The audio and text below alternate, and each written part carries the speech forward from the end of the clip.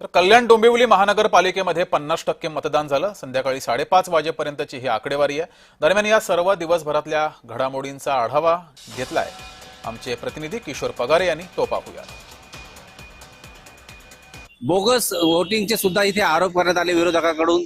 तसेच सगळ्यात महत्त्वाचा मुद्दा म्हणजे मतदाराच्या हाताला बोटावर जी शाई लावली जायची ती क्षणार्धात पुसली जात होते। मग ते नेल क्लीनर असेल किंवा या वेगवेगळ्या वॉशिंग पावडर्स असतील, यानंतर ते घरी गेल्यानंतर लोकांचे लगेच ते शाई पुसली गेलेले आहे। त्यामुळे एक वेगळं वातावरण वंचित बहुजन आघाडी असेल त्यांनी अर्ज दिलेला आहे की बाबा हे बोगस वोटिंग झाले का, दुबार मतदार झाले का, अशा वेगवेगळ्या घटनांचे लोकांनी अर्ज दिलेले आहेत। त्यामुळे निवडणूक निर्णय अधिकारी यावर सखोलपणे काम करेल का किंवा त्याच्यावर व्यवस्थित लक्ष देईल का, हाही महत्वाचा आहे।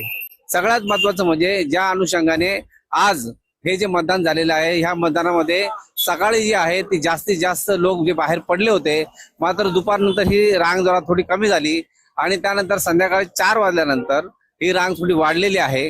पण मतदार राजांनी ज्या पद्धतीने मतदान करायला पाहिजे होतं, कारण की तब्बल 10 वर्षांनी ही निवडणूक होत आहे, त्याकरता मतदार राजा जास्त प्रमाणात बाहेर पडेल असं वाटत होतं। पण कुठेतरी ही नाराजी लोकांची आहे का, असाही एक संभ्रम निर्माण झालेला आहे। व्हिडिओ जर्नलिस्ट अभिलाष पगारे सह मी किशोर पगारे, जय महाराष्ट्र न्यूज, डोंबिवली।